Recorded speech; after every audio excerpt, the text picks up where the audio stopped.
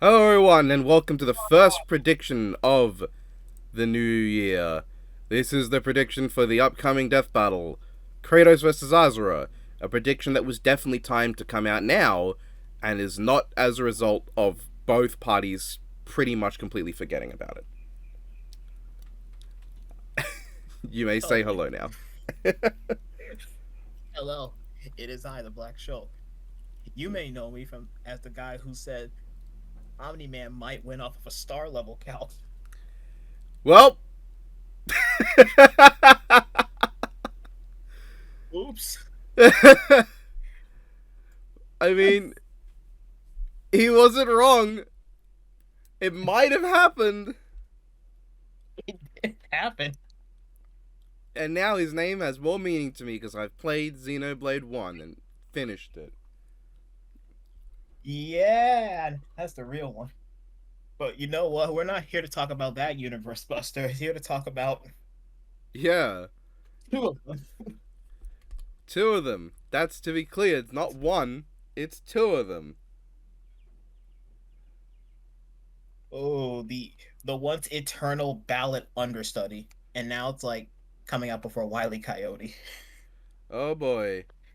So yeah, Kratos Azura, as of recording this, because delays for getting ridiculous temperatures, Kratos and Azura's previews have both dropped, and we have news from Devil Artemis that the episode will be, uh, or that he has animated about roughly 9 minutes of footage for the episode, though whether that's just fight, any alternate scenarios for the conclusion, maybe anything in the like analysis, say if he animated a recreation of a novel only feat, for instance, you never know, that could be a thing. Don't know.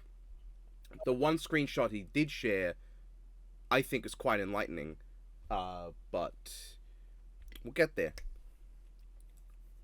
I I think, like I said recently, I think he did mention that there would be like at the bare minimum it should be above like 6 minutes, which would still be pretty insane for a modern death battle, much less one in this current era. Mm, Because I think what would be like the long that would put it still like some of the longest fights in the series. yeah, it would be up there. It's definitely it's and I know Del RSC's really want to animate Asura, so like you know what, pop off, King. I if nothing, I'm very excited to see how he makes this work. Mm. This is going to be about the length of Thanos versus Darkseid, based on what he's saying. Which, given I don't like that episode, it's not necessarily the most glowing review, but that is Thanos versus Darkseid. This is Kratos versus Azura. So it's different. Yeah, it's God. It's been like, and we haven't had Chris since season one. That is still weird to think about in the long term. Ugh. But hey, some in that time frame, a lot has happened. Uh, Yeah, you could say that. ooh, So who are we the- going to start with? I assume Kratos, named after the Greek personification of strength. Uh, yeah, and that is about all that he has in common with Kratos, is that he is very strong. yeah. I guess one thing it's probably good to establish is with what we know in the previews, it's gonna be and for the most likely Greece and Norse stuff is going to be factored in, like not just obviously feats wise, but like abilities wise, which is that I'm very curious how that's going to be justified because like normally speaking, when Death Valley kind of like does like either composites or weird like stuff like that, they normally can I put in quotes get away with it in a sense that the average person is probably not going to be in depth enough to understand why that wouldn't or would make sense. I would be curious here because everyone's going to like repeatedly post that one scene where Kratos says he can't use the Greek magics, Yeah. and the only time he can would be in Valhalla, which is like manifesting his memories and stuff. Which I mean, So if this answer says the fight will just take place in Valhalla, I mean, sure, I'll go with that. But like, it's not literally the Greek magic. It is a recreation of it, not literally the exact same. And it should be Right. noted that there is a major plot point of Ragnarok is the fact that the Blades of Chaos, the reason they still work is because they draw their power not from the magics of Greece, but the primordial flame that is independent of specific pantheons and regions. And that is very important to the story, the primordial flame, and important to the Blades of Chaos. Especially Yeah. noteworthy is the fact that they're probably going to give Kratos the Blade of Olympus, which is going to be really funny seeing his Norse version wield, because in the hands of the Norse Kratos, the Blade of Olympus would just be a very big rock with some metal on it, pretty much. Because there is no Olympus to draw power from. It is encompassing the power of a completely ruined nation, a dead pantheon, and like a pile of corpses. Imagine if in the fight, it's he just hears the voices screaming at him as he's wielding the blade. He just picks up the Blade of Olympus. He's like, "Why does this have so much power?" And Zeus just shows up in the horizon and goes, "My son, I don't like this Asura guy. Kick his ass." Zeus starts trauma dumping on him about what happened after he got killed. You know, that was very rude of you, Kratos. If you kill him, I'll explain it to you. Why'd you spare Athena? Now, when I say that the screen cap shown was very, like, you know, well, I don't even remember the word I Interesting. used. In the screenshot, you see giant Kratos. Now, unless I'm mistaken, that's a God of War 2 thing when he was a god of Olympus, where he could turn giant because all the gods of Olympus can turn giant. So, we've just got a screenshot that I think is just Norse Kratos using a Greek Kratos power. Okay? This is gonna be If really nothing weird else, for there's me. a lot. This is gonna have a lot of flexibility with animation, nothing else. But I guess because we're talking about this match specifically, I guess the obvious giant unyielding elephant in the room that everyone has been joking about for the entire time this match has been basically discussed, the whole deal with quote unquote lore Kratos. Yes, Lore Kratos. Or, if you want me to rephrase the title into one that makes more sense, Kratos based on the events of the game. That's what Lord Effectively, yeah. Kratos is. Lord Kratos is Kratos scaled based on what happens in the game, as opposed to Kratos scaled based on nothing but the gameplay, which, in the case of every video game or even fucking tabletop game ever made, card game even, gameplay will shirk narrative to have balance in it. You know? Yeah. This is You something know, that I always have to deal with. I talk with people about Warhammer, for instance, and I go, this character can destroy a planet. And they're not in the versus scene. They're like, well, how is it that my Imperial Guardsmen can damage it? And my response is, well, because that's in the fucking game. And if Mortarion was just immune to everything you could throw at him in the game, that would be fucking stupid. yeah, I think this is one of those things where it's like I get what people are like quote unquote insinuating, but I think it's so weird to just like pretend like Lord Kratos like it's some like alternate like continuity or some like mythological being like you were describing like legends like the tales of Lord Kratos. It's just Kratos. What gets me is that It this like the whole like the lore terminology was used in a death battle in Dark Souls versus Skyrim, which I can't deny I thought was a little weird because I always it always felt weird. It says like you were. I think the comparison that always like kind of me off was the entire this they're like Heracles and Wukong, which is quite the weird comparison there. yeah. like it's weird to me because the though not I would say not intentionally, the wording used in that episode almost came off as if either insinuating that the law was somehow less viable, less usable, or like less important, or that somehow there was something inherently wrong with it. Of like it just, I know that wasn't the intention, but it's a way you can read it that I'm not a fan of. And the other issue is that uh with the Monkey King especially, his feats are just kind of like things he did. It's not, and also insinuating that Chinese religion is lore in the same way as the background elements told across the Elder Scroll series. Yeah, that's a, Excuse me? that's a, we.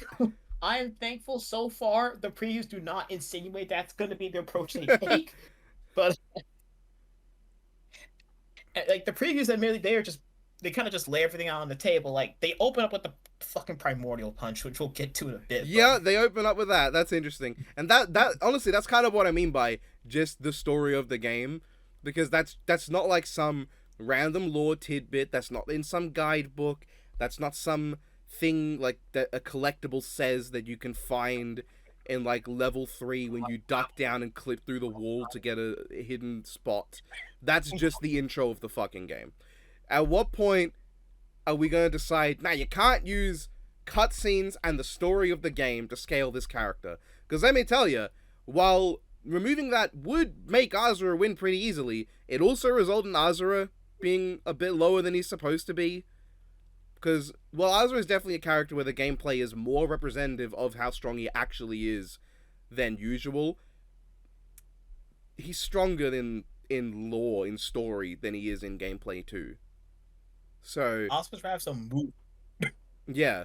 How much of fucking like, if you got rid of that final boss battle, right? How much of Asura's Wrath would not like wouldn't be lore at that point? Because bunch of quick time events, but they're in cutscenes. Like they're in cutscenes. That's just cutscene.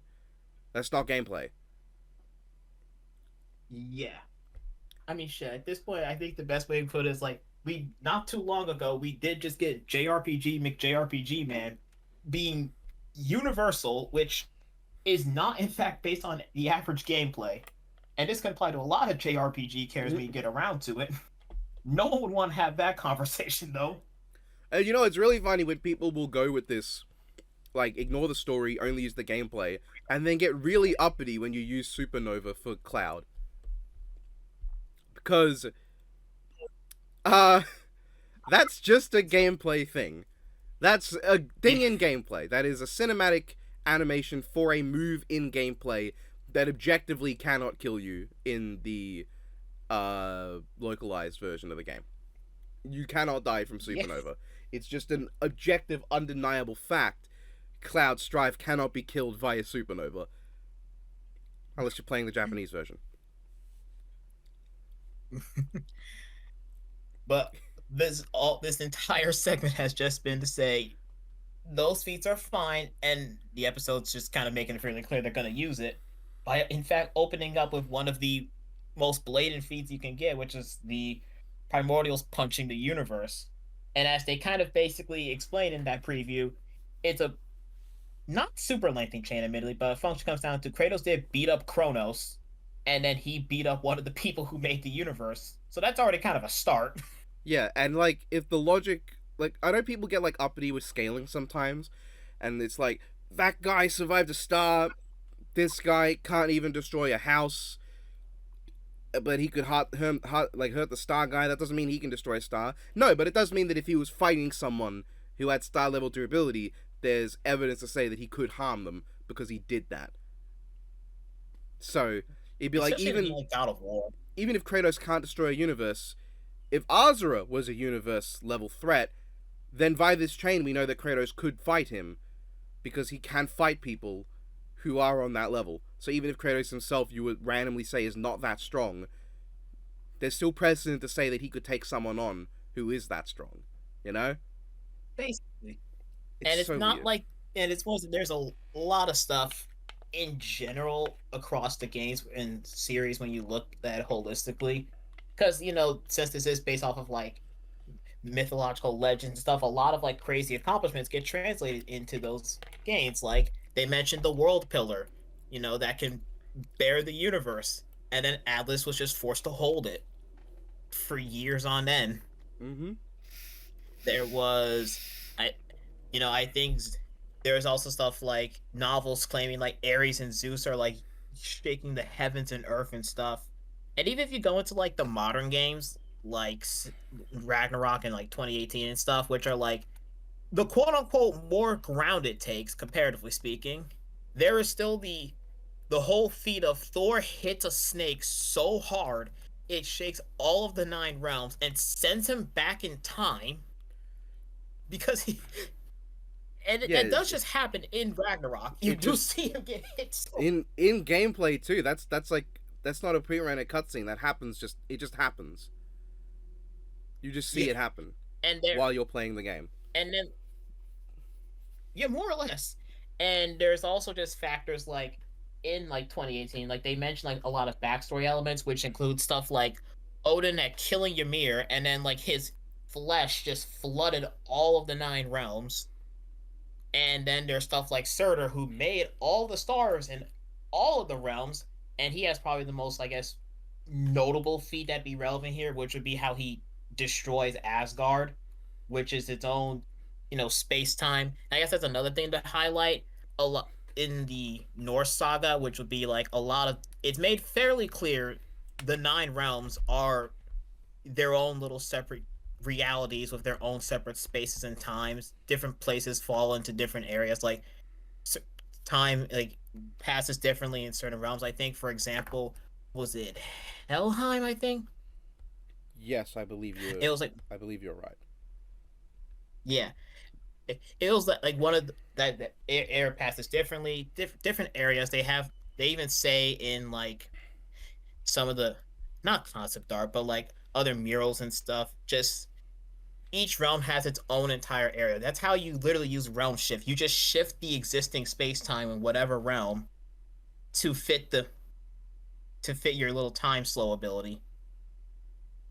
So, you know, this Kratos has a lot of like really cosmic layer stuff going for him right now, which is Mm-hmm. pretty good given, again, he's fighting Asura. Yeah. There's I guess as a signer, there's one feat that we'll come back to with the Helios thing that they did mention in the episode. I mean, It's a preview so far. I guess it depends. Do you want to go all Kratos' stats, or go like that's his base for strength, and then go Azura's basis for strength, then double back to Kratos' speed? I think, yeah. Well, I think that might just to set the stage because some of his speed feats are definitely more unique, All comparatively right. speaking. So we move on to Azura's strength. So in the final boss fight, a guy throws Galaxy at his face, and he shrugs it off. Yeah, more. That's a pretty good baseline. It's Oscar is a character that you don't really have to look really hard. If you just watch the game, no, sorry, watch the movie, you basically have all of it's there. The final boss kind of speaks for itself. He literally throws planets and stars at you, like like you were playing a Daka, and he just blows it up. I'm just gonna say I'm And gonna be really upset Chakravarti, if the episode doesn't include the phrase "chuck galaxies" when referring to that fight. I'm gonna be very upset if it omits that. I'll cry, manly tears, but they'll be crying. I would not. I could see very well just see a small little like they phase in the word, and you have Yeah. to like light up the. No, they're just You gonna have to phase in light up. Chuck from Angry Birds. Yeah. That'd be fucking Yeah. legendary. Or like they'll use the sound But yeah, effect for Chuck speeding up when like the galaxy gets thrown. That'd be very yeah, subtle, but that'd be awesome. that'd be perfect. So And yeah. oh yeah, that's a double fact. Like Chakravartin, like when he does all, that's not in his strongest form. Coincidence is also not Os. That was not Oscar's strongest form. Yeah, the time where he was flying and blowing up planets and no, that's not his strongest form. He it eventually just becomes his base.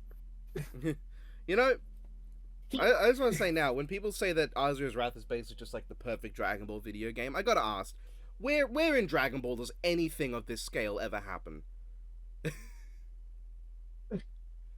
Like, genuinely, I mean, how rose tinted do your nostalgia goggles on how cool Dragon Ball have to be for you to look at Asura's Wrath and see a giant space Buddha throwing galaxies at a guy and go, yeah, that happened in Dragon Ball Z. This is a step. shit, I This is a really step am. above. In fact, the throwing galaxies thing will make. I think would make this more accurate, more closer to being a fucking playable Gurren Lagann than a playable Dragon Ball. Yeah. The ending, at least. I can't talk about like the lower end fights, but at the same time, Wizen is not a late game boss, and he is also far higher scale than most of Dragon Ball. I mean, shoot, one of the most of the stuff that the first part of the game involves Asura punching a thing that is like growing to like the size of a planet, and the only and most like, damn, I couldn't kill it instantly. And then you get to Wizen, and then you get to the the fight where he like August, who has the giant planet-sized sword, basically. Yeah. It's like, yeah, Asura's in space a fair bit, something that most Dragon Ball characters are not. Yeah. Like it's definitely a bit more exaggerated than Dragon Ball on average. I mean, if you I mean, watch, shoot, like the first. Go ahead. no, no, go, you go ahead. I was like, the first time I think I was even introduced to Asura's Wrath was through the Street Fighter crossover, which is, that you would think they would ground it a little bit just to make Ryu and Akuma stand a chance, but the only fight involves them breaking part of the moon and flying down, and they Wait, to be fair, Oni's presence in canon is barely there at the best of times, so they could feel free to just go as hard as they want with the Oni fight. I generally would not be surprised if you ask Capcom how strong do you think Oni is. That they would just point to that thought. I mean, That's how. that is the most Oni has ever been a thing is in that DLC. Because like Oni is a hypothetical thing that could happen, but never will. That's his role in the games. This could happen to Akuma. It won't. He's too good for that. What do you think? He's a fucking loser who'll just give in? What, you stupid? Nah. He's the goat. And yeah, it's like Asura has a lot of very, very, very obvious feats, and by the time he bites the dust, he's basically able to fight the strongest form of Chaki in his base form. Now, weirdly, that is like the whole fact that Chaki has like galaxies surrounding him is not the thing that makes him universal, which is the most funny thing to think about. No, it's his death, isn't it? Like the when he fucking explodes. Yes, when Like, he just explodes. because he's like solid gold, and it's a massive fuck off explosion that vaporizes him completely. That's a lot of Yeah. boom. So I think reasonably, though you can argue Kratos higher, Death Battle will probably give Kratos or give them both the strength that like roughly equal, and maybe argue that because their strength is equal, Asura just has the advantage because his strength will grow way faster than Kratos's. I Oh could yeah, see that being his something little they go with. yeah. Like I imagine the framing is going to be: can Kratos stop Asura before he just gets way too strong? Yeah, and that's where speed is going to be very important. So let's get into Kratos' speed. Yeah. Okay. So Kratos is. That I sigh I mean, just gave the out should tell you primordial everything. that primordial punch sure is quadrillion times faster than light. Yep. Which I mean, that it's kind of hard to really like go against that. It make the universe. I mean, and I think Death Battle's numbers were explicitly. Let me just pull up. They put it at 2.45 quadrillion times faster. You could debatably get it higher depending on how you interpret things, but that is still really fast. There might be some ways to get faster, though through also hilarious means, because of those very explicit characters called the Sisters of Fate, who have a very, very Oh God, I did not even oh remember those. That would be like God of War 2, yeah. It where they were you fight you at least the Clotho you fight and you kill, and like Kratos confirms, yeah, he did that. He fought them. yeah, Uh, and he in now you could probably calc it, but I'm pretty sure like he talks about the sisters like overcoming space and time with their threads in yeah, Ragnarok. yeah, I think the wording was specifically the Sisters of Fate's like thread span all across life and time, and like all the stuff we know about them is like that is very literal. It is like stuff like including like the Nile River, like living beings in the world, every inanimate object you can name. It is like they are threading it, and like it's made clear in some of the novels, like oh yeah, they are not like just doing like rant. They are just that fast in terms of multitasking. They control quote unquote the birth, the death, and general direction of every entity in the world. Mm-hmm. And of course, Which there's a thing in Chains of Olympus where I think it's Chains of Olympus, where Hermes like oh not Hermes Helios lights up the entire underworld. Lovely feat, everyone's favorite. You know, while we're on topic of feats yeah, that are very fast but could be interpreted to be infinite speed. yeah, Oh, they uses did luminescence. mention that. Yeah, they did mention that in the episode too, and that's they didn't give it a speed, but I'm going to say they're going to in the verdict possibly say, well, Helios could possibly be even like it could be infinite because of the infinite underworld. As a way to hammer home, Kratos would be faster than Asura. Yeah.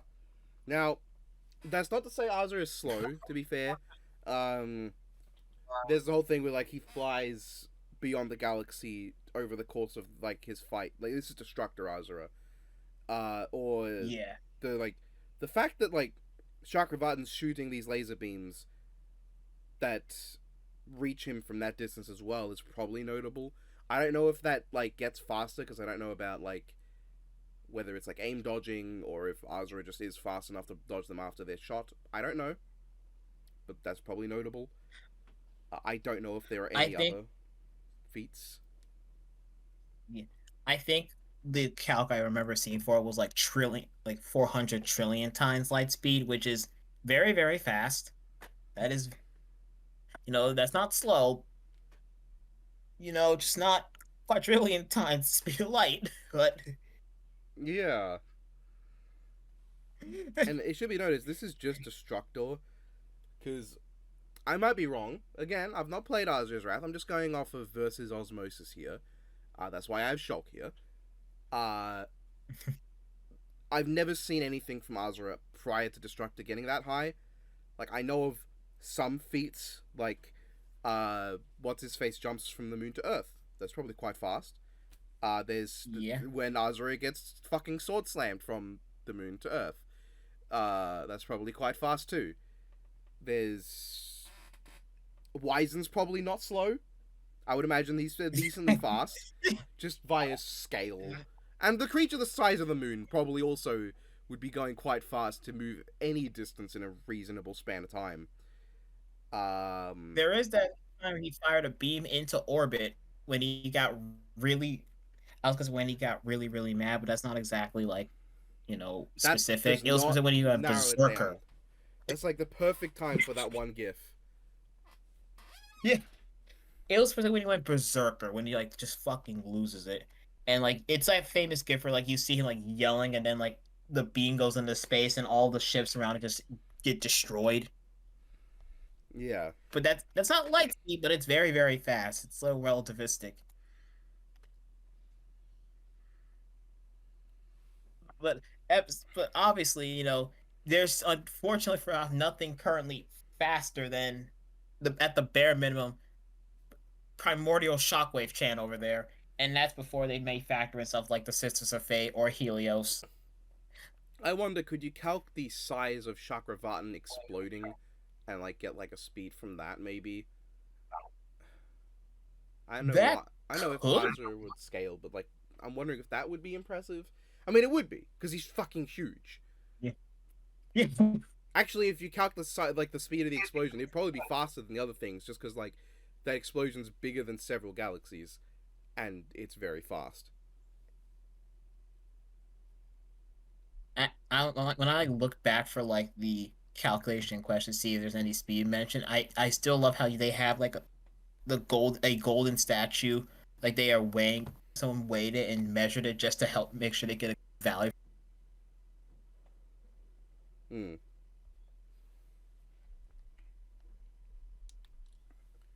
But as you can tell, there's a lot of Kratos. Like in spite of like everything you may see, he does have the means to keep up, and I think that the important thing is he has to end the fight. If they're putting him at like relative to Asura empowered, it's good that he would be probably put as faster because that's Yes. one of his other biggest advantages would just come down to his actual arsenal, the Is variety of actually what he can having bring. an arsenal and abilities that aren't just angry shoot laser fly. To be fair, Azura's flight is better, but I mean, we'll yeah, get he can there. go to space. But I think it is noteworthy that unless a new feat comes in, like that no one talks about, they've already got Kratos faster than Azura, just based on the Yeah, previews. Because again, we do have the previews to go off of, which is nice as a little guiding hand, a little frustrating because it means there's less theory crafting, but that's our bad. I will say, yeah, I will say the manga. I guess it should be important. Like there is an Oscar's Wrath manga, of course. You probably might have seen it there.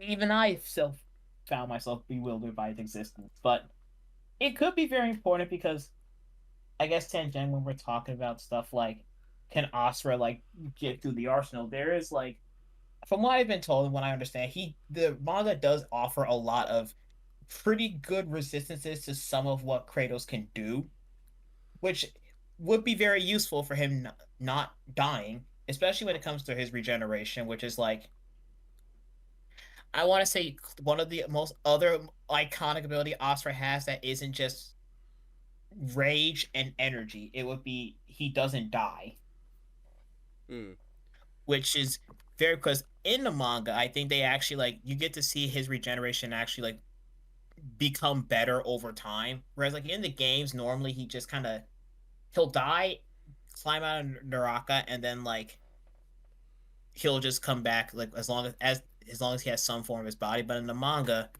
it's a lot more like he can do it in mid battle. Like I think in one of the panels I see, he was like reduced to like the loss of his core and being just a metal skeleton. Like he just that was all he had left after he was fighting Yasha there. But even though he had like just his skeleton left, he was able to just repair it like in like a few seconds, and that was like before he was at his mm. strong, Funnily which would enough, be, which I mean, yeah, that is actually when I've seen people talk about how this is obviously going to be such a huge stomp in Kratos' favor. Uh, one of the things I have been saying is that I do think it's possible Azura could win, and a big part of that is the way the manga portrays his resurrection ability. Because with both of them, they can just come back to life on a whim by climbing their way out of the underworld. Neither is a particularly convincing form of resurrection in a fight like this, because it's not like they can just do that instantly. Uh, but Azura kind of can in the manga, yeah. and Like that I is think even huge. in there, like yeah, like even when he like before that crazy feat, Deus like he killed him, and then Asura just like a seconds later was just fine, and that was like a more minor wound, relatively speaking, and not being reduced to a skeleton. Yeah. So And it Kratos has is. survived pretty good stuff. He has a pretty not bad healing factor, but I'm also pretty confident Kratos cannot come back from his skeleton. I mean, I've played most of the games. I've never seen anything like that. So I would that would have been pretty helpful when he was getting stabbed multiple yeah, times. To just it's like the most you can see is like in like games like the Norse trilogy where he's able to like he can get bloodied up and take some wounds and he'll eventually heal, but it's not anywhere like awesome. mm,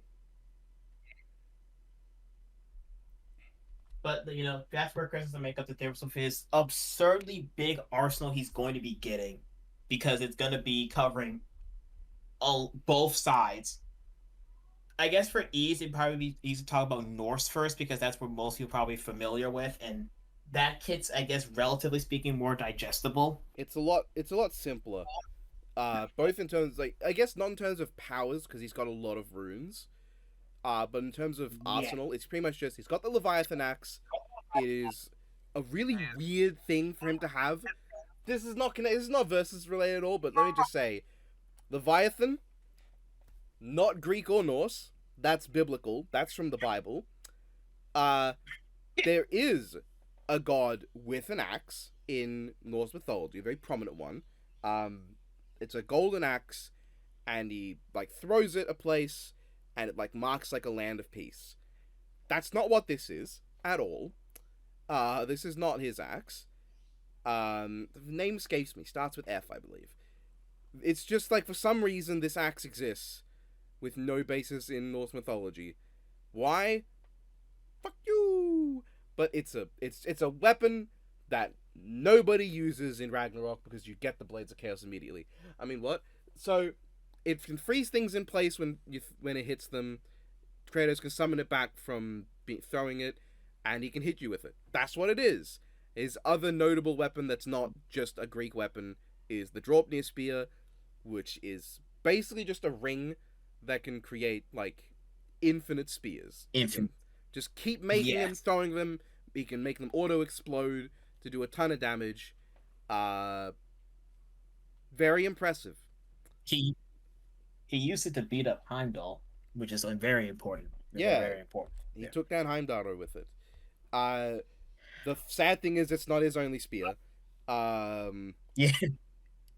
Frankly, you could argue it's not I even will. the most notable because I'm pretty sure the other one can like cut through fate. But let's ignore that. So that I will is say one quick thing with the yes, Leviathan axe that might be important. Like I put this because I don't think they explicitly say it has a anti healing factor properties, but I mean we do see what it does to Thor, and Thor has, for all as we know, has the same kind of healing properties that any other, but he never heals that wound.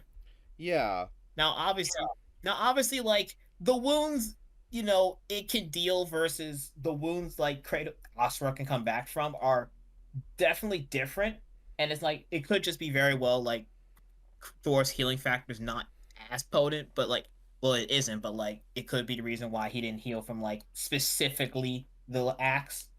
But it's something to note, especially because it's also the axe also has like just it's really strong in universe. It is as strong as Mjolnir, yes, which is noteworthy because that's the thing that hits so hard that it shakes realms, and the hammer itself is just fine. it makes frozen lightning. That's really Yeah, it can freeze lightning. It can poison things. I believe it can destroy souls, if I'm not mistaken.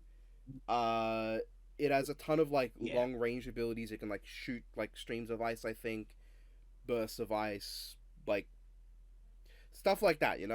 It's got a lot of ice powers going on. Yeah. It is a very strong weapon.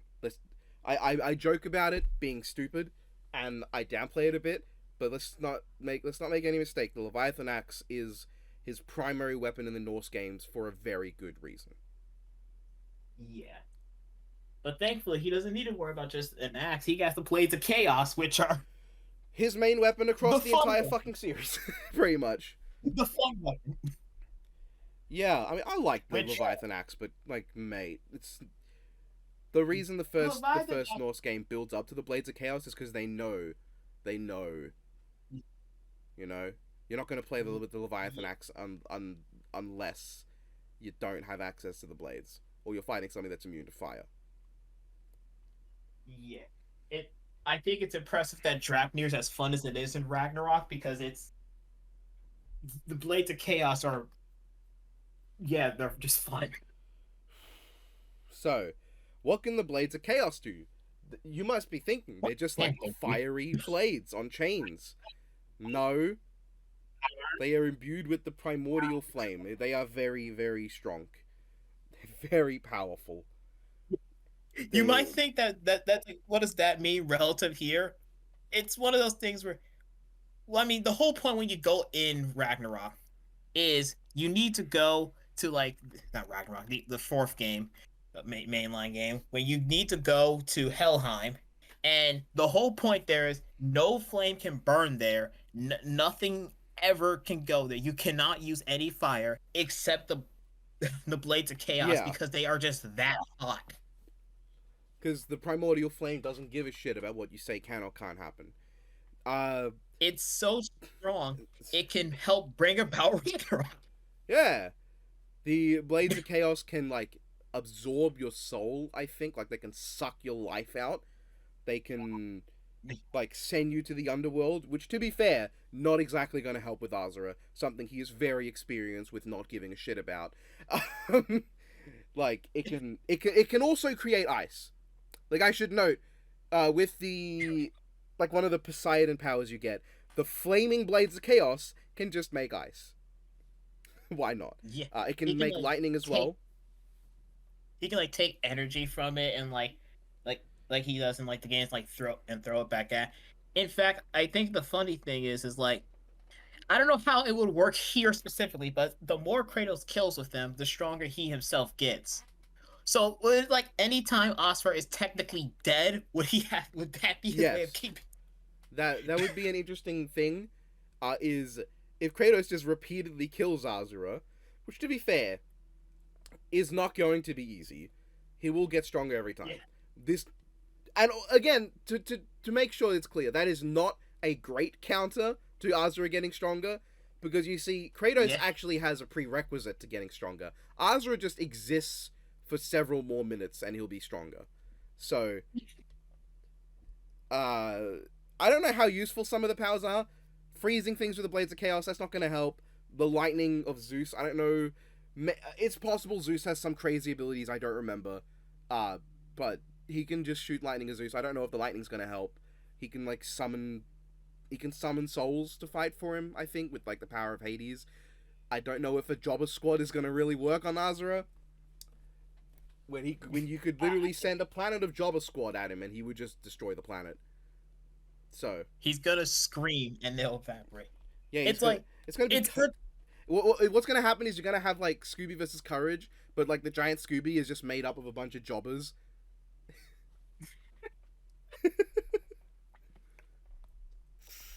It's like I think the most useful, if nothing else, it helps him keep Oscar on his toes because it's gonna come down. Like, most people, Oscar's not exactly used to a lot of things. Like he's used to some of the stuff. Like he's fought electric.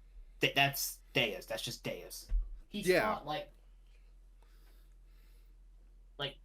certain else, but it's coming at him all at once. Is gonna be like he's gonna just rely, in fact, Zenkai boosting by existing, which is an effective strategy in a lot of cases. he's gonna be very confused by a lot of these. He's gonna be like, why exactly is this flaming knife sucking my soul out? What's going on with that? I don't get it. Which probably won't work on him I would because be they surprised will. if that worked. It's one. It would be funny if they factored in he can replicate and match the raging demon, if they factored that in. Right? Yeah, that's a good point. Oh right, If hold on. I forgot. Kratos has one more piece of equipment: the Guardian Shield. It's a shield. It's a tough shield. yeah, Thor hits it really hard, and it doesn't completely vaporize on contact. that shield it. it can take beatings better, but it also is very much the easiest thing to break there. Yeah, I guess. Okay, does Mamiya count as part of his arsenal? Like, obviously Atreus doesn't. Does Mamiya count? Because that would be the easiest thing to break. But here it's like, I mean, it'd be he'll probably show up. He'll be cool to see, but he's a counselor. He has like the occasional magical ability, but See, what I imagine is Kratos turns like the size of a mountain with his god powers, and then Asura turns the side of the planet, and you just hear Mimir going, "You got this, brother. No worries. You're not brother, is this totally a part of the fucked. Greek legend? Go get him, Kratos. Atreus, we ought to run. Let's get the fuck out of here." Ultra seems immune to all threats, physical and magical. Shit. That would be the response right there. It's just shit. So like the other things that I want us to be clear, Kratos has a lot of equipment in those games. I don't think most of them matter. Um, A lot of them is kind of like I want to say JRPG style upgrade systems of just like you can like increase your strength like 10% or you have this kind of armor. Like he gets like some armors and other stuff. There's not a lot of the yeah, not a lot of them are really gonna do a whole lot because they just amp what's already there. yeah, he's got a bunch of like little relics, like the hilt of Gram, for instance, but those are like small boosts to his abilities. He's got like a rock that makes it so he can't be erased from existence. If I'm pretty sure if that was one of Azra's abilities, that would be noteworthy. But as it is, it's a rock. It's the guiding stone, I think it's called. It's just a rock. Yeah. Uh, I think the most useful ability would just be like realm shift mm, because it's like Asura does have like some immunity to like time slows and stuff. Like he does just kind of ignore Chalk of Heart and stopping time. But realm shift is weird because it's not necessarily stopping. It's just literally shifting the entire world around you. mm. So it's like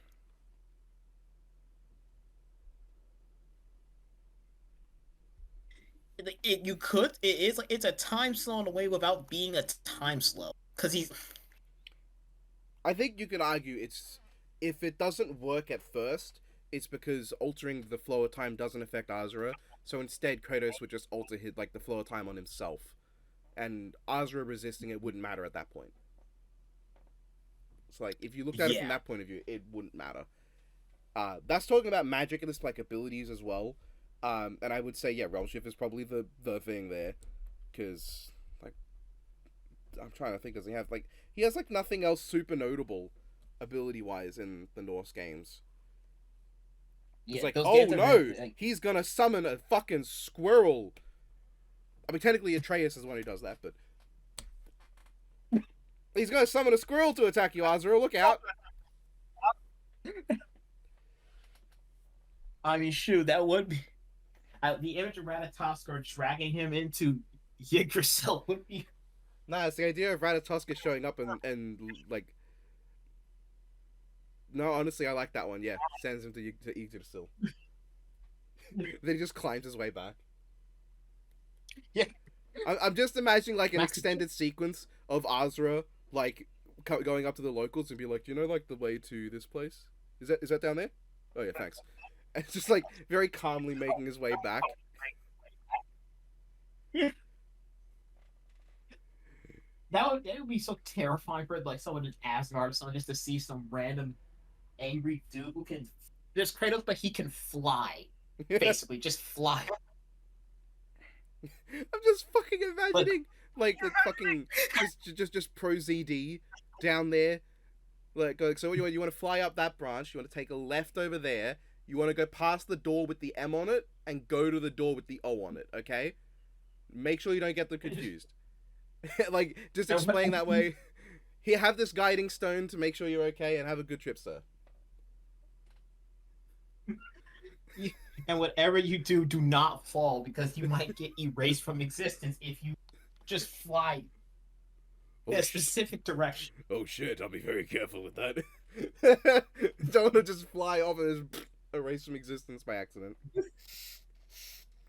I'm assuming he can't resist that. I want to say no, but hmm. It's one of those things, if I want to say the answer is no because I just don't recall that in Asura's Wrath, but maybe the manga fully translated has a moment where he Yeah, just maybe does the that. manga has something. I never thought it's what a time. But I Yeah. think I guess the most important thing is this is all just the Norse saga. Right. Let's see. I'm just gonna see how much can I remember from the Greek games in terms of like important weapons, because most of them are from like God of War 3, and Chains of Olympus, but there are other things from like Yeah. Ascension and 2. So, okay, let's see what I can remember. He's got two different Gorgon heads, I believe. He's got the head of Medusa and the head of Euryale, which do what Gorgon things do. They turn you to stone. It's Yep. definitely exactly how it works in gameplay. It instantly turns anything to stone, and there is no way to escape it. Uh, he's got the blades of Hades that can suck your soul out, including sucking out Hades' soul, which I think they even mentioned in the preview, right? Yeah. Yeah. Boots of Hermes for super speed, wings of Icarus to fly or to glide. Uh, fuck it. I mean, he might as well just fly with them. Yeah. The Nemean Cestus, which is not a thing that exists at all. And I'm pretty sure the name is even wrong, and that's not how you use that word. But big fucking gauntlets that are strong and hit hard. They punch, and you go, he's got a. I remember really shit hammer weapon. At one point, Yeah, that was bad. because if you wanna use a hammer and not have fun at the same time, it's a great weapon for that. He's got several bows, that shoot. Obviously, there's the Spear of Destiny. That's the one I was talking about. That's probably better than the Draupnir Spear because like it cuts through fate and shit, uh, which is pretty damn good. And I think like Yeah, that was it fucks with souls. I remember something like that. Um, he's yeah. got the It golden specifically fleece. interacts and cuts to the threads of fate, Okay, good because if I which if I I got mean, that wrong, I feel kind of stupid. which I mean, Asura sure probably doesn't want to deal with that. I imagine. Oh yeah, don't forget the head of his other head, Yeah, Helios. his fourth head. He's got two Gorgons. He's got Mimir, and he's got the head of Helios, which is really bright. It can like reveal invisible things. I think it can stun. Like it helps you find secrets. Shit like that. Will that be useful? It'd probably be the most useful head he's got, because I'm pretty sure Azura can just like say no to petrification, and I'm pretty sure like Mimir going, "Oh hello there," is not gonna help. But at least the bright light might make Azura for a second go, "Ugh," which I can't imagine Mimir's gonna like this composite situation. He's hanging on the ass of Kratos with all these other heads there, and he's the only one that's alive. I can't imagine he's gonna feel great about that. It'd be funny in the sense of like Kratos would be more. He's gonna just burn through the other heads first, just to get just to make Mimir feel better. Oh, brother, did you do that for me? No. There's the me whip. Hold on, there's a weapon named after me. I think. Like the Nemesis whip. What does it do? I don't remember. It's just a whip. I think it just yeah, I think it just makes electricity, which I mean, Oh wow, that's helpful. The Blades of Chaos do that. whoa, whoa, very useful against Asura here. Yeah. He's also got like, um, so the Draupnir spear and the Spear of Destiny. There's a reason why he can throw them and get them back, but he's also got a completely normal Spartan spear, which can also just come back somehow. When he throws it away, Yeah. it's just funny. There's like, I don't remember what it was. It's like this weapon that is like an insta kill from Ghost of Sparta, but I don't remember what it was, I or I'm remembering it think wrong. it was it the Scourge? Uh, Yes, it is yes, just yes. That's what it was. yeah, just a random void. It it's not the most memorable. The most memorable weapons in that game to me are the spear that makes no sense and the bow that's just garbage. The Yeah, fucking Atlantean fuck off thing. There's yeah. he's got two different tridents, I believe. That help him breathe underwater, and that's it. He gets like a big weapon from Athena too, but I don't think that's terribly important either. Oh wait, I just remember from Ascension that because he needs more abilities. He has the amulet of Ouroboros, and that one can manipulate time. Yes, you are correct. That sounds correct. He needs another. You cut out completely. I was gonna say he has another method to manipulate time there, and I guess I think there's also just generally just random magic powers he has alongside just wielding 50 million weapons Yeah, here. I think it's really funny. He's got one power that's just very slowly throwing the lightning of Zeus, and he's got one weapon that is a gauntlet that lets him very slowly fire the lightning of Zeus. And he's got his blades of He, Olympus, which is his blades of chaos. The blade of Olympus will get there. The blades of chaos, which can very slowly lightning attack you. I mean, he at least has the Apollo's flame. He can just fire that up. Yeah, well, that's one of his many bows, isn't it? The bow of Apollo. He It has shoots Poseidon. arrows that are on fire. He's got Poseidon's Fury. I'm gonna assume you're gonna say Yeah, the there's one that. that actually summons just a shitload Yep. of lightning down. He really needs to stop getting these lightning abilities. My God, They're not gonna work. Uh, he's he can. he can summon the fucking like an Ifrit, which is not Greek or Norse or Egyptian. Any of the three pantheons that have shown up. It's not even Celtic, which is like Norse adjacent at points. It's like it's Middle Eastern. Why has he got an Ifrit? That was just Tyr. Tyr just accidentally passed by that day. Yeah, why were they Ifrit in that game? Oh, let's not forget. You know, we want to talk about shit moves. One of the shittest moves is that fucking like light orb that he just like very, very slowly charges up the wimpiest little ball of light, and then it fires and does nothing. Yeah, it is. It's so bad. Oh wait, don't forget. Who can forget the golden? Right? Yeah. Which is What I mean, I guess while we're on defensive options, he's also got the sun shield. So he's got like a shield for each arm and like a fleece on his shoulder. Except the one that in the Norse games people are familiar with is the shittest one because it can't do anything. But those other two can like deflect projectiles and like absorb shit much easier. yeah. He can The like the, he has Atlas Quake as well, which is pretty much just he stomps the ground real hard. That's very impressive. Asura does that and the planet blows up, but you know, you do you, Kratos.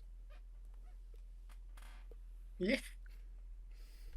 He's got a. Is there anything else that just comes to? I think the Oh wait, the he does have a limited resurrection. Like it's not as good as Asura's, but with the like something to do with like fire that can bring you back to life. He's got that. there's that oath stone that can make a double. I guess because he can change size. That's very important to note because it's just in the fight, as far as we can tell. I was gonna hear there's the Ivan Lance, then I just immediately remember that's another electric weapon. Jesus. He did kill himself with the blade of Olympus and then just come back. Let's make clear: Kratos can just decide to live again. It's just he does have to climb his way out of like Hades. Yes, it takes a while. Yeah. Asura just kind of does He it. can also like grab holes in the fabric of reality and just like tear them open and close them shut. That's the thing he can do. I always like how the whole point of Valhalla is like, how'd you get in? I just brute forced it. Yeah. I forced it open. So I guess the last thing would be the Blade of Olympus. That is his Yep. most powerful. I mean, as long as we don't acknowledge the power of hope, let's ignore that. The Blade of Olympus is a big fuck off sword. It can shoot energy. It can like take away godly power, suck your life out. Just you could now. I'm gonna say this, not knowing what Azura's resistances are. Maybe suck the god juice out of Asura with it. Yeah. I think that would most likely work. The only reason I would say I'm not gonna put my all into it is because, the nature of how like Asura's abilities work. He's works on mantra, which is not necessarily completely one to one with, you know, magic in like God of War.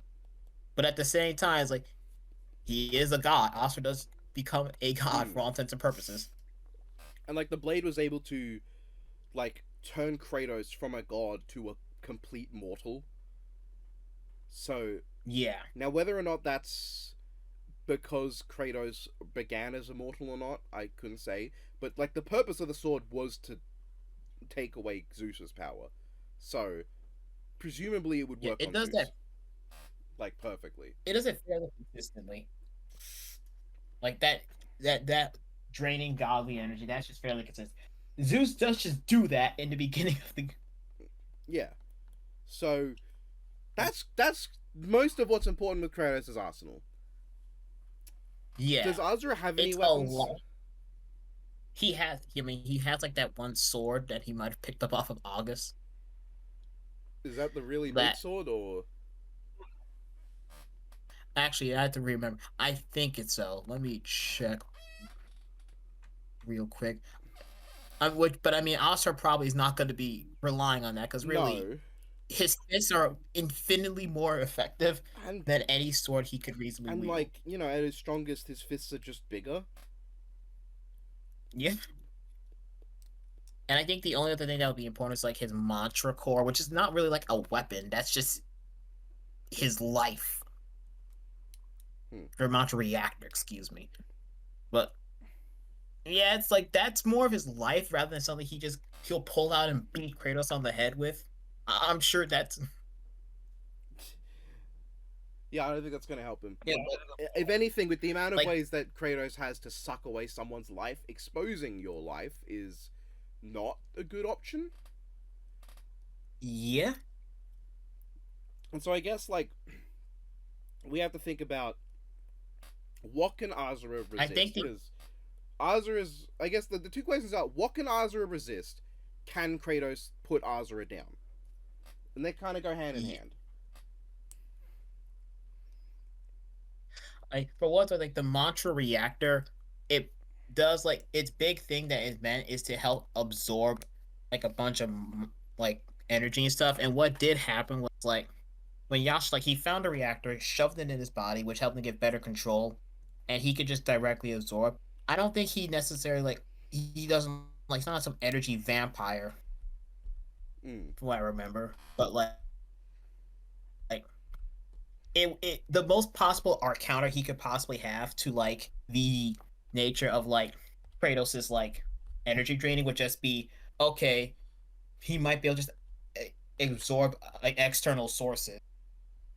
Now, granted, the problem is that if Kratos ever figures out that he can lay of Olympus and drain energy, that's gonna probably just do him in. But that could be a method because it's one thing like Asura could probably absorb other elements like from Kratos that aren't the Blade of Olympus. Mm. If I had to take a gander, I but imagine like Asura does resist. with Go ahead. Azura, it's gonna be his resistances that matter more because his actual powers, like the raging demon's noteworthy. Pretty sure Kratos would just like walk it off. because soul manipulation is like he fought Hades. That's the guy's I entire mean, bit. honestly, the Raging Demon fucking sucks these days. Akuma's gotten no kills of it recently, and that I think It is a bit like adjacent to garbage, yes. he didn't even kill Gen. So he didn't even kill Gen, yeah. Uh, They just randomly confirmed that, which means like, bro, he's an I old man with yeah, leukemia. but I think even if like you took it at face value as and like just the best you could imagine it, wouldn't matter. Kratos fought a guy whose every attack was like a soul targeting move, and he just lived. He It's just has one of the fine. most hilariously obvious showings of resisting soul. You just see him pull it in. Yeah. So like, I don't think it'll matter. It's And like the Oscar's kid is fairly just aggressively simple. The best you could say he's gonna have at his best bigger AoE because I mean he well, will be the no, size because of Jupiter. because Kratos has Helios' head, which can have an infinite illumination. That is true. That is true. But on if it on average in quotation marks on Yes. Asura is gonna be a lot bigger than we've ever seen Kratos grow, even with god power, and a lot bigger than anything Kratos has ever actually had to fight. that is size like I think Ostrich that's like the size of Jupiter basically as far which is I think people sometimes forget just how insanely big Jupiter is relative to Earth. Now, this is where I have to bring up, if the Sharktopus had a size gap that was equal to its strength gap against Indominus, it would be bigger than Asura the Destructor. That's still something for anybody who watched Sharktopus versus Indominus Rex. So pretty much just Gumball. Oh, yeah, yeah, it is just. Oh, And it's like Oscar. He's just so simple that it's really like I guess for to make a comparison that's been semi relevant, it's basically just the more hilarious version of Black Adam Apocalypse. mm, mm, yes, I say more hilarious because Apocalypse doesn't, comparatively speaking, Chris has a lot more than than mutant Oscar Isaac over there. But yeah. So like the question now, like as I've laid the questions out, can Kratos put Asura down? Can Asura stop Kratos from doing that? They go hand in hand. So I yeah, imagine Asura is fine with petrification. yeah, like Pos, it's weird. That one's because like the DLC, he does like it's so that one's like the weirdest one because he does turn into stone kind of in the Akuma fight, but eventually he eventually starts moving. But they also make it clear it's like hundreds of years Mm. had passed. But it's not clear when they turned to stone specifically. So for all we know, it could have been like literally at around that time. I imagine the death battle will just say that Asura can resist it and just leave it at that for the sake of simplicity. Yeah, it's like he has a lot of this. He resists the most basic stuff, like yeah, resists extreme heat. He has all the cosmic radiation. He resists like Lightning. BFR, which is lightning. BFR because he Chakravartin tries sending it back to Naraka, and Asura does just punch his way back. He does just punch his way out of the BFR. He just adapts to the time stop. Wouldn't that be really funny? He punches his way out after Kratos like sends him to Tartarus. Kratos just like grabs the hole in space that Asura's made and just goes no and shuts it back on him. I just think Asura just is repeatedly punching at the hole to open it up. That'd be so fucking funny. I'm just imagining like one of those like cartoon bits where like water's coming out of like a pipe and the character has to do all these different things to close up all the holes. But that's just like Kratos shutting holes in space that Asura's punching open. He's just sending down a bunch of spears things to Drapnir as he's just seeing. Yeah. I mean, you know, that could actually be in the animation. That exact, like, I don't think they'll put that in because maybe it's a bit too comical. But that exact, like, power trading is a thing that could happen because he can just send you to Tartarus with, like, the Spear of Destiny, I think, and then Asura can just punch a hole through, and Kratos can grab holes in space and just shut them. There has to be something where they just force their way open into some other battleground. Just that lets Oscar go all out. It's just he punches a hole through ramp and like it's about to close, and then Chris just has to force it open and like hangs onto him with the chains of blades of chaos. It would be cool. So, fuck. I'm like thinking of all this stuff. What He else does could? probably he might resist existence erasure. Keyword might because it's like Chakravartin does this thing where like he can, I think he can touch and it turn an event horizon. It's just a void, and like he even mentions like, oh yeah, I'm gonna erase you, Asura. And like he does, Mm. we don't really see how it actually happens, but like you could argue just because how Asura works now, he was basically just brute forcing through all of other Chakravartin's abilities. However, this would manifest would not mean anything, especially because Asura probably resists soul manipulation. So Yeah, which is one of like Kratos' big options because he's got a lot of ways to do that. But if he can't suck out Asura's life force or soul, God, what's he left with? He could, I guess you could argue he could vaporize Asura's entire body, but because Asura they will not do kill before super, so Asura is going to be very big, and I don't know if Kratos I has mean, the range to destroy Jupiter in that sense. I know I mean he could in fact take the light of Helios and just create and just see if that works. He'll just like use the primordial flame and just like create a Ragnarok on Asura's face. Yeah, yeah. I think the big argument you'd probably have to use for Kratos getting past the ridiculous manga regeneration is using the Blade of Olympus to like suck out a lot of Asura's power, reducing him back to a smaller size, and then using all of his like fire, lightning, and all that powers to just like beat on Asura until there's nothing left. I think the Blade of Olympus is in general gonna be like the best thing he would have because it covers a lot of the general powers and like the energy draining stuff is I think the thing Oscar does not have an obvious resistance to.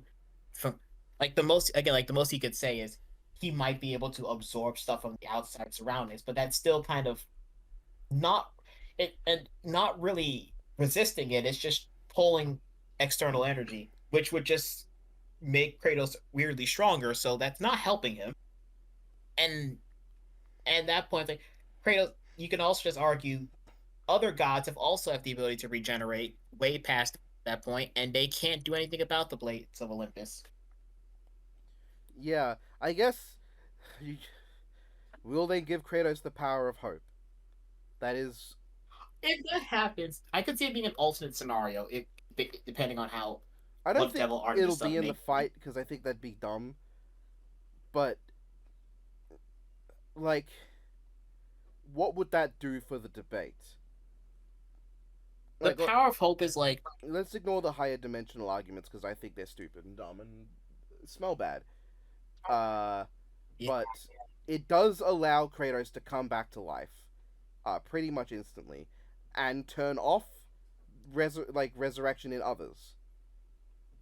yeah. He literally killed the concept of Zeus being fear itself. And there is something to be said. Could he just destroy the concept of mantra? If he does that, Azura can't come back anymore. It's there. He probably could. It's he becomes like it's like the power of hope is like it's kind of funny the way it's framed sounds like it's some crazy like super form like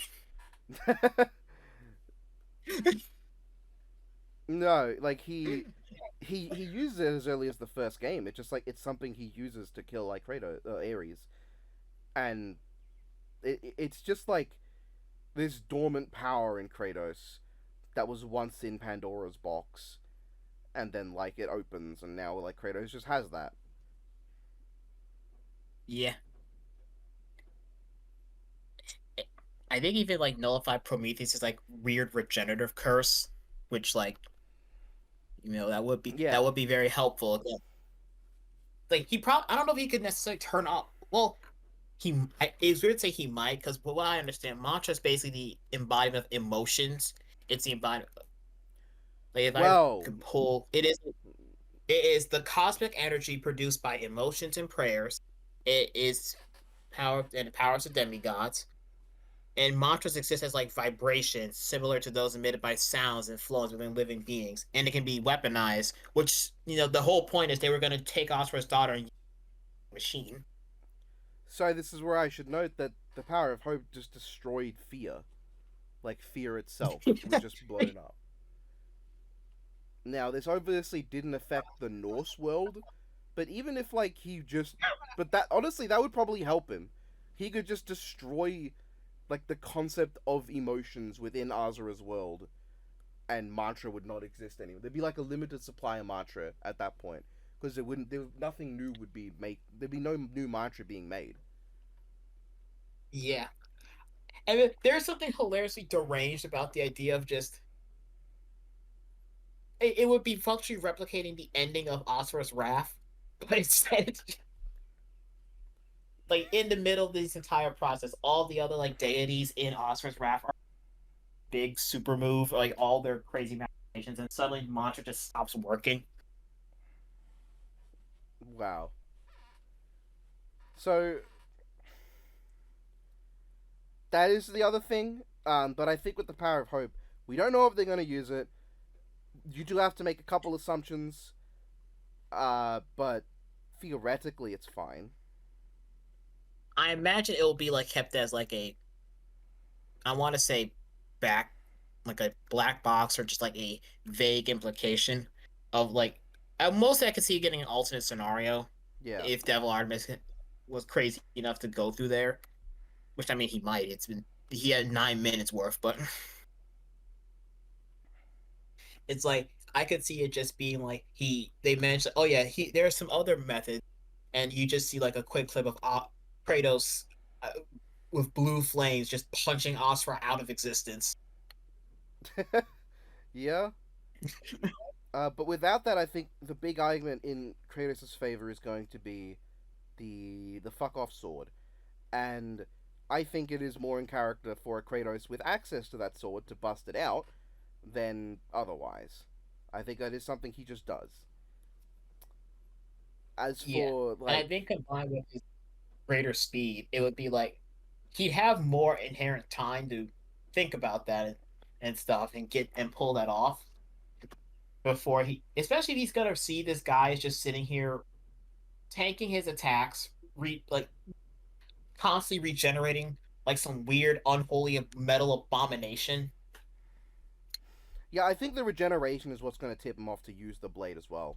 I think it'll only take one kill, and just seeing the ridiculous regeneration Azura has for Kratos to think, okay, let's use the thing that can stop that. After all, he's very Yeah, pragmatic. especially for the guy who, in fact, spends most of the Norse games telling Atreus, I know gods. You do not know gods." Yeah, he's got the big weapon that can just deal with that.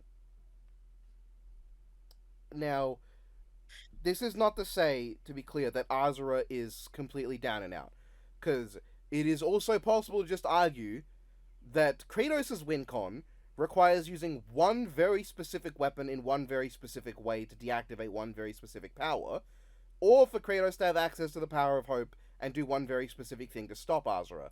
Azura's win con is to beat Kratos to death. Yeah, and it's one of those things where like, if Kratos cannot instantly end the fight, that's kind of a problem because it's like, well, not maybe even instant, just he can't has to end it quicker than because Asura is just going to exist and then just get really mad and somehow be way like millions of times stronger than he was when the fight begins because he can do that. It Mm. It's like functionally, and that's before like where he is in like the end of the game. His base form was stronger than all the other forms he had prior. And in this death battle, which we hypothetically take him as peak, he's gonna just have that baseline, and he's gonna be able to stack all the other multiple different transformations and monster forms. And the fact that he can, as basic as he can fly millions, like travel thousands of light years, that does give him a lot of leeway to not play keep away, but just avoid more fatal attacks and then rush in and start like mashing the circle button. Yeah, I guess the question is, in character, would Asura be smart about this? Asura is not like an idiot. Uh, he's got, but like it's one of those things where his most reliable method is he's a good fighter in the sense that he knows a lot about like combat. He's done like he has a lot of like really intricate like combat moves. We see him like do stuff like backflips, he even knows how to copy Street Fighter moves. But we see he knows how he can read moves. He can do counterattack. Like he can fight really well. It's not necessarily like tactical planning, but like I wouldn't say like he would like camp out and fly around, but he would probably try just to avoid taking more damage because Asura, while he can just brute force his way to situations, he's also not. If he sees maybe something is up and like there might be something wrong, if he gets his energy absorbed, he might try to avoid that because he's not an idiot. Hmm. I was But thinking, like, in now, terms of granted, playing keep away, would that even be something Azura does? Because that doesn't sound right. he doesn't like play keep away like some. It's mostly that he's because he's just a has a bunch of energy blasts. You can't just like a good chunk of the game is him like just firing that off. Now, granted, he won't be firing like light years away, but he's gonna like he has good like projectiles which he can just fire rapidly. Hmm.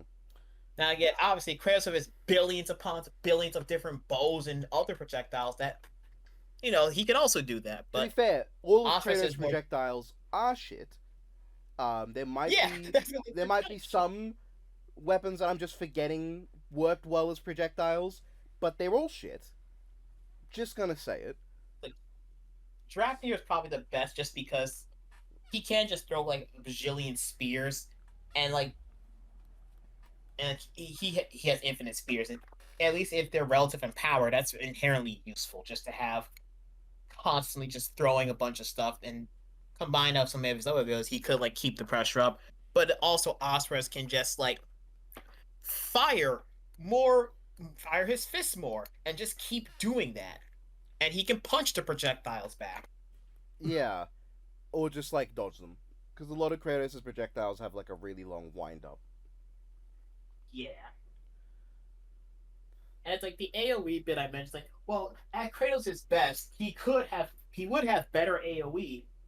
It's also just on average, Asura's punches are covering more space than Kratos' attacks are.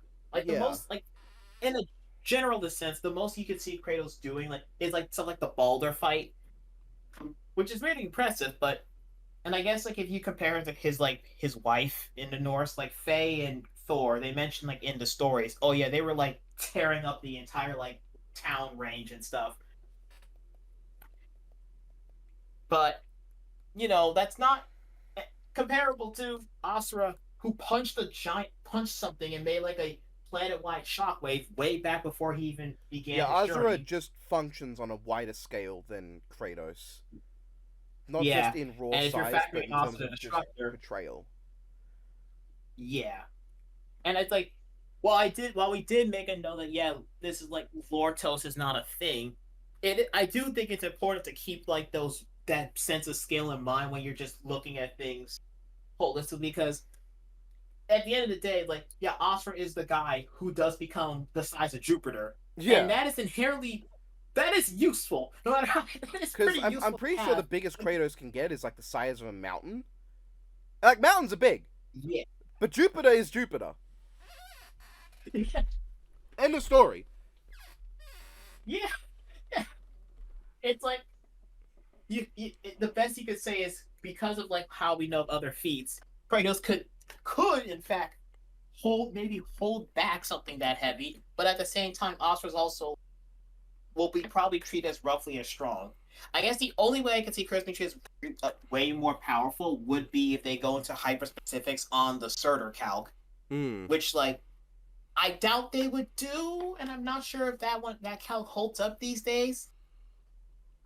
No, I think the calc assumes that it was like at the edge of the universe, it could still have destroyed Asgard, sort of deal. Yeah, I think the problem is that we know there's pieces of Asgard. Yeah, there's I still bits think. of Asgard, but it's like a surface area deal because like that tiny fragment of the explosion's power is planet level. Then how strong would the epicenter be, sort of deal. Right. But I can't imagine they would go into hyper specific. Just I that would be kind of a lot. Not only do I'm not sure would they still buy it, but like that's a lot of legwork to try to explain something that's already like depending on who that's gonna. Oh, Kratos beats up the guy who punched the sun apart. A sun that was bigger than Jupiter. Well, I mean that's kind of a dub, but relative to him, like it's way bigger than a normal sun. and so I I guess one takeaway immediately you could make is that this match is closer than I think people realize because Yeah, Kratos has a much harder job to do in terms of putting Azura down, but he's also got a lot more options to do that job. And I think if the speed was even, I would honestly side Azura. Uh, yeah, and I mean that's unless you include the Power of Hope, because there is an argument to be made. Power of Hope will just keep bringing him back, and because you don't do kill before super, uh, especially because Azura kind of needs you to not do that. Um, that would be a thing.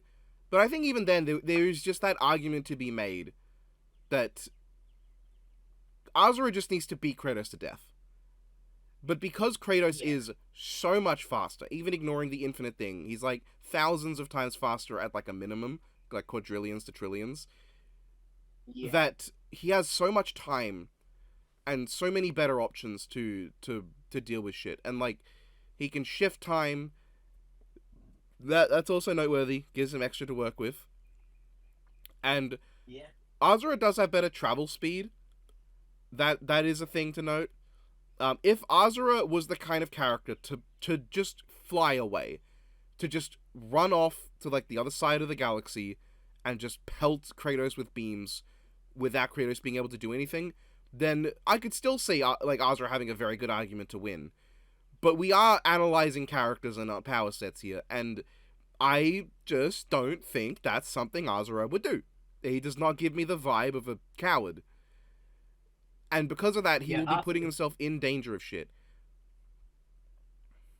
The closest you could say he ever comes to that is when he's the size of a planet. Which I mean, he has. Yeah, I mean, he does that because he can, and not necessarily because that's like his favorite strategy in the world. When he did, he was trying to get close to Yeah, Chapi. When he did, like let's he keep that in mind. When he was like fighting a guy in like a galaxy spanning range battle, Azura's plan of attack was to get really close to him and hit him really hard. So that is just like the way he deals with things. And fair play, it's not a bad plan here. It's just that there are things Kratos has that Azura doesn't know about. there's like just things he doesn't know that Kratos can do, and Kratos has yeah, it's just mainly the speed that's really like kind of Yeah. helping him because it's like where it is now, like Kratos, like Astra. I would agree that if like the speed was close, Astra would just have an infinitely easier time just making that close gap go away in his favor, and he still kind of does right now because that's just how Astra's wrath works, and nothing Kratos has done is close to that. But with that speed, he's gonna have more time to pull off more dangerous options. And the sheer variety, it's like it's not just a matter of he has more. It's like a lot of it is still inherently useful, even if it's like not necessarily like you know, like oh like he's gonna like here electricity's not gonna work obviously. But like even just being close enough in strength, he's gonna be able to pelt him with a lot of stuff that's gonna slow Oscar down enough that he'll probably be keyed in. and say maybe I should use this almighty blade that is functionally never really let me down, and try Mm. and get rid of the fight quickly. Especially because Kratos is not the type of guy who, especially in modern games, will try to drag stuff out if he can. Like Right. he's if Honestly, he's even in the old games, because in the old games, the only reason he doesn't end fights immediately is because he doesn't get the weapon that would do that until the end of the fight. You look at like his yeah battle with Hercules. The moment he gets the cestus that can end the fight, he just pounds the guy to death. Doesn't waste his time. Or yeah. Hades. He doesn't waste time once he gets the blades of Hades. He just immediately uses them and fucks Hades up.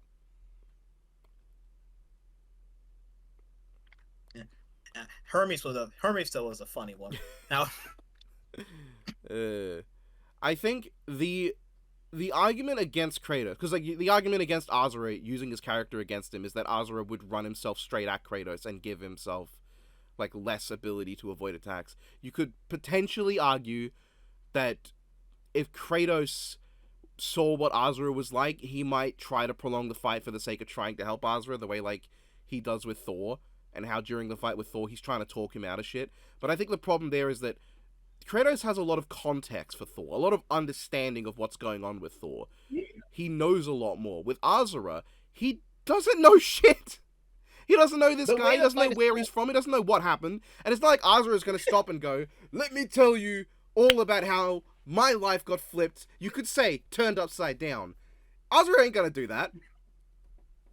the opening of the fight is Asura just basically going to just commit home invasion. Yeah. I don't see any reason for Kratos to think, or even like think. I can see him thinking, "Oh, this guy. I relate to him. I see where he's coming from." I don't think he's got enough context to be able to say anything. What's he gonna say? You don't have to be so angry. Yeah, I do. I mean, you might. I don't know, but He might say control your anger. Asura's like just like fuck you. Why do I want to do that? control your anger. Control your son.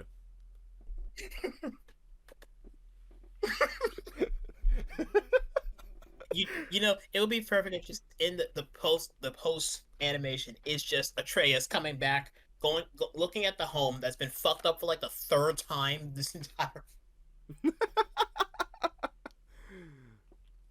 He's like, Dad, I met a new friend along the way, and it's just me through. I like to imagine the dead silence as like, especially if Azura wins. It's like, Dad, I made a new friend. Who are you? And Azura's just completely calm, standing there, staring at this corpse on the floor. I like the idea that Mithra will be. I was like, he'll be back. Dad will be back, right? And Kratos has to just sit there calmly, just thinking. I imagine Azura finding out that like his daughter's friend is the son of the guy he just beat up, and Azura just hands to his mouth going, "Oh, he'll come back, right? Yeah, eventually. Oh, fuck, good." just that the moment of panic that he just killed someone who actually didn't really deserve it. Someone who was actually like a pretty chill guy. Okay.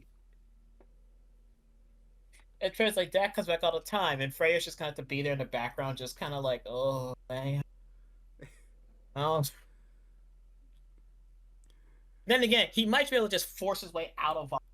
So that he could just do. I on the debate side, there is.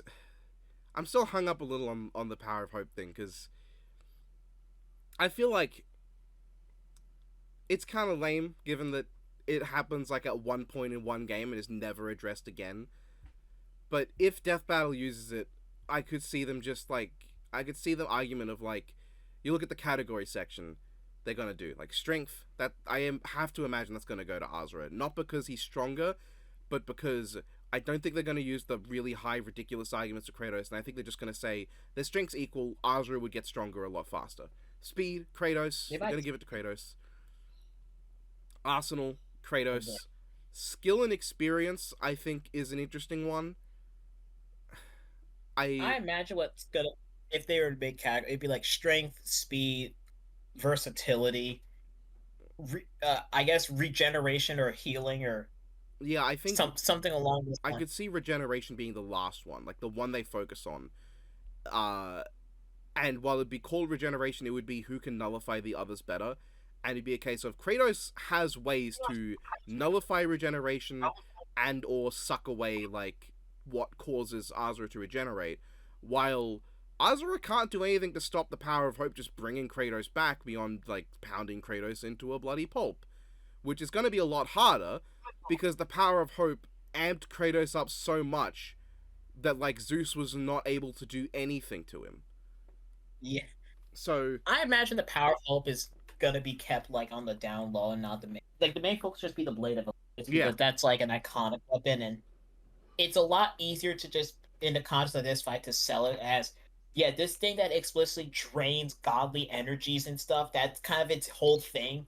Osprey is a god and has energy sources that he could be feasibly drained, and they'll probably use the ending of Osprey's wrath to point out, oh yeah, if he doesn't have it in his body, and like if that core and other elements are just die. yeah, And maybe they'll also go into other detail of stuff like, oh yeah, he also messes up his soul, and Asura, while Kratos can punch souls, he has this like, yeah. That's how I feel it's going to be. I think Asura will be given the advantage in strength, but I think most other things will go to Kratos. And I think because they have that whole setup they're doing now, it's going to be really hard to sell Asura as winning based purely on strength when he's losing everything else. Because while he does have better regeneration, I think they're just going to argue Asura can't stop Kratos' regeneration. That's not one of his powers. Kratos can stop Asura's through any number of means. And then, like, I guess, like I said, experience slash skill, however that category is going to be addressed, that one could be interesting, but I don't I think it's I'm going to actually matter as that much. will that's why I'm not sure it'll be one, just because it's like they're both just really skilled, and like at most you could say Kratos is more skilled because there's just more detail to go into how his stuff works and how he applies himself, because he is in fact a character from bajillion games versus one movie. Yeah, and a manga that is basically the same Yeah, story. and, I could yeah, see. and I mean, I don't see them doing this, but it's how I would probably approach it. Like the category is about whose fighting style is just better suited in this fight. To which Asura's fighting style is really not anything different to what Kratos is used to. The energy beams are going to be a problem, but he fights a lot of guys who shoot range attacks anyway. It's really like Asura's abilities that'll be weird. But the way Asura fights, running in, punching like crazy, that's nothing new for Kratos. But Kratos has like the arsenal of every boss in Asura's Wrath combined and more. And that's just not something I think Asura is going to know how to do with immediately. There's a lot of random shit Kratos has, and the fact is, Kratos does like to use his powers. And the fact that he yeah, will spam them, he will spam his weapons, he will spam his abilities and his magics, especially having a combination of Greek and Norse in this weird version of Kratos they're going to pretend exists. They're like, that sounded so backhanded. It's going to be Valhalla. big yeah, Valhalla Kratos. It is going to be like the way Kratos fights is going to kind of overwhelm Asura. It's not going to be something Asura is used to. And I guess also like experience wise, neither of them are exactly anything the others fought, but Asura is a lot closer. Yeah, it's one of those things where it's like it's a lot easier to document. It's like function because Asura's more simple. Kratos is gonna like, yeah, he's like over the top, way more over the top and cosmic. But at least there's more like references you can go with to see how Kratos would compare to some of Asura. Whereas Asura, like his references are a lot more like to the more simplistic stuff. Like, oh yeah, one of these guys can throw electricity, and one of these guys can like fire, and a lot less compared to just the infinite spears that, or just the random like time shifts. I mean, I guess there's Chakravartin, but it's not nearly the same as what Realm Shift is.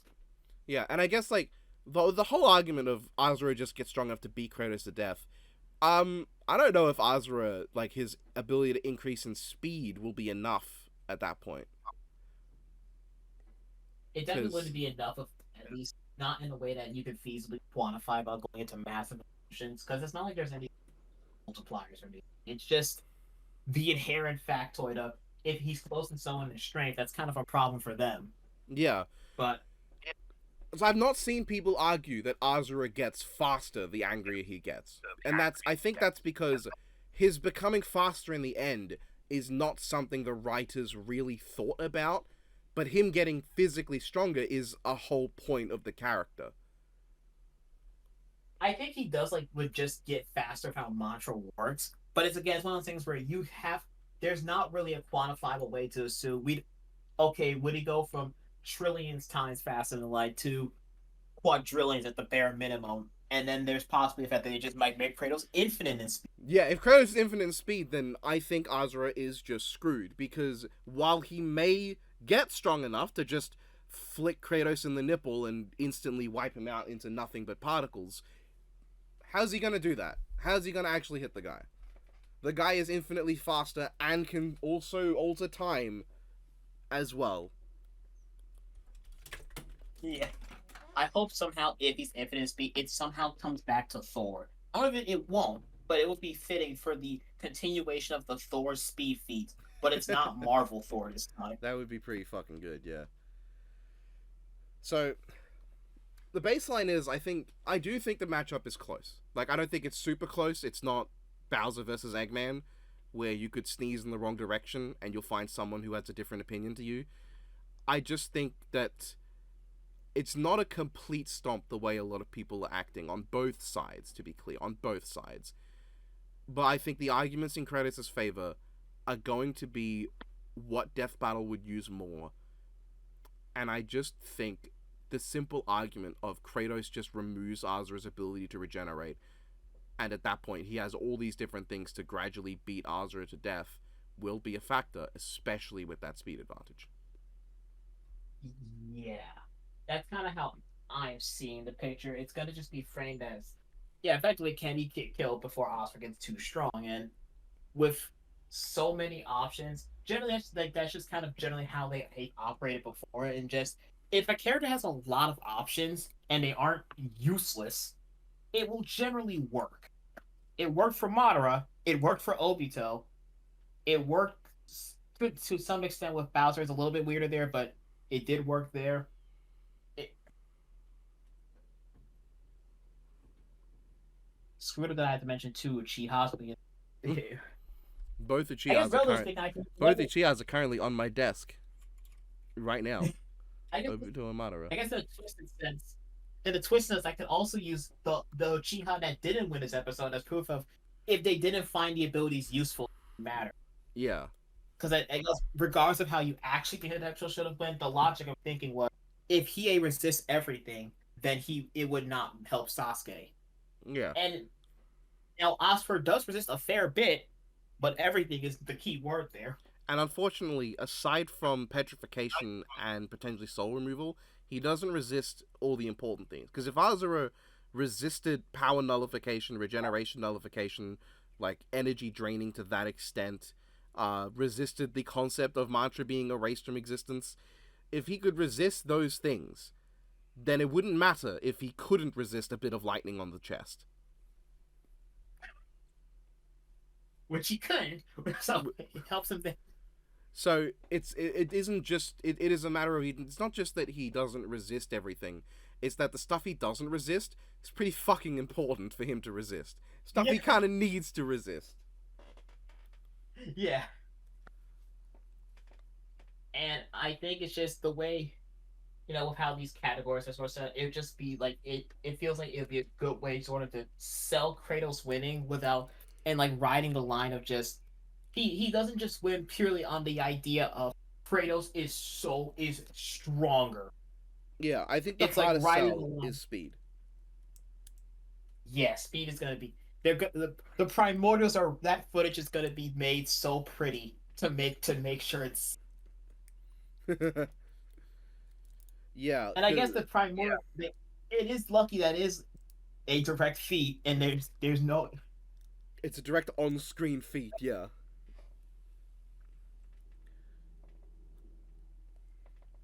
that's like probably the best. Like that's probably gonna be the hardest sell because like the other categories, it's like yeah, I mean most people would probably just generally agree Yeah, and because I think especially if they do what I say, uh, and make good episodes. If they do what I say, and give Azura the category of strength, I think a lot of people who are casuals will kind of ignore the details on why Azura got that category and just go like, yeah, glad they acknowledge that he's stronger. yeah, Like they would be assuming, of course he's admittedly, stronger because he's like fucking destroy planets and shit. Which yeah. Admittedly, the one thing I think that could go eerie is if they go infinite speed Helios, because that one is definitely that would be choice. dangerous. It'd be funny, but be silly. It, I would laugh my ass off That if they will that will be pull. black boxed. Come on, that will be black boxed. It has to be black boxed. See, I want to say yes, But but the I fact that think they actually between put recent Helios on screen in the preview, yeah. Um, they put him on screen and recent events with some of the last verdicts definitely make me think. No, I think that could very like they won't explicitly focus on it in the way they focus on the punch, but they would say, "Oh, well, he might be even faster because remember, Helios did this." mm, And they won't explicitly say he's like they think he's infinite speed, but they'll allude to it enough. yeah. Kratos was 1,000 times faster, perhaps even more, with Helios being able to illuminate the infinite underworld. Moving along. And yeah, they'll just immediately move on and give Asura an advantage. I mean, but to be clear, Azura's got really good regeneration. It's better than Kratos's. I guess another good thing is the Yeah, that manga is so like obscure that a lot of people who don't bother with the analyses will not be thinking about how Azura has like super fast regeneration. So it will probably be an easier sell just because not a lot of people know that he's got that ridiculous regen. They think that he can just climb back from being dead. But then like, Kratos can do that too. That's kind of the whole point at certain yeah, times. He's died he's not in a small amount of times. He's been dead before. yeah. I think like it's gonna the manga is probably the thing I'm the most curious about because like I have not been shared all the proper translations for everything, just like have readily access to. But if that bit now has been fully, I think that will be actually gives him the counters he needs. If that's so, that would be like, I mean, it is Asura, so it'd probably go like it'd be fascinating, I guess, Yeah. If of just if the manga either has a speed feat that's more impressive or resistances to important shit, that would be big. That would be huge. And yeah, I would argue that unless you go with the most powerful interpretations of what Hope can do, Azura would win.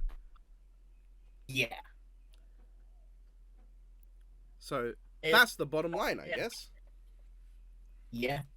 I won't put my stocks in there though, just because I mean, never say never, but it's one of those things where if no one finds it or is really brought up in a time frame, I can't imagine it will be.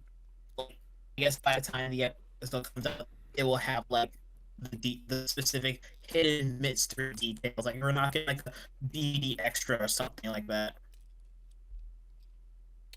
So let's wrap this up about now because your mic is starting to turn you into a cyborg. um, Oh Jesus! you'll understand when you listen back to this part. Oh, That was crazy.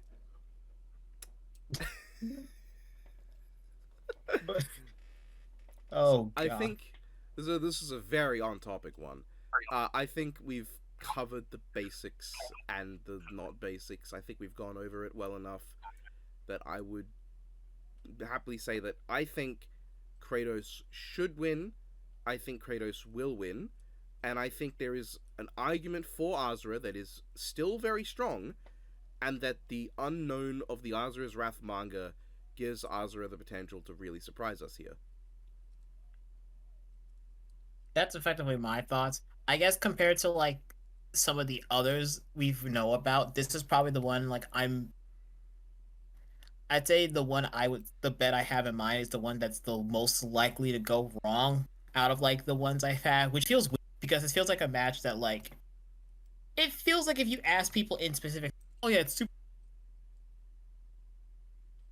in like these circles, but while I'm not banking on it, obviously, I think it would not be completely surprising if Asura ended up winning. But I do agree that I think Kratos will win and probably should. I think it'd be really funny for the thumbnail of this video if I took my silly, goofy goober drawings of Kratos and Azura and just put them on a white background with text that says "closer than you think," and that's it. That's the whole You know, thumbnail. that'd be perfect. That'd be perfect. I'll do that then. That'd be- Yeah, why not? This video will probably not have scans in it just because it's coming out so close to the actual episode that I don't know if there'll be time for that. But I think your chance imagination's better anyway. chances are, uh, it shouldn't matter because I've told you what games what's from, so you should just fucking believe me. You could check yourself. But also, I guess I just recommend go to the G1 blog. I doubt there's anything I've said that's not on there.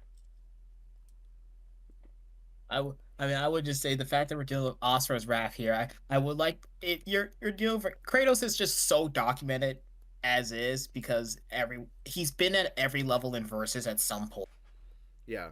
and Asura is just one movie that you can go watch right now, and a lot of his stuff is just in your face. Yeah. And if you want to use a bunch of Facebook and Twitter statements to argue in Kratos' favor, shut up. Just Don't do don't do that. that. That's A lot lame. Some of those are also probably faked too. Yeah. Like, come on. Were you born a loser, or did you have to learn that from using Twitter? The greatest connection between Kratos and Dante, but So yeah, that will be the end of the video. I'm gonna try to cut this off before it hits 2 hours. It's very close. So you say your goodbyes. I think we've said all we need to say about the matchup. well, hopefully I can come back at sometime soon.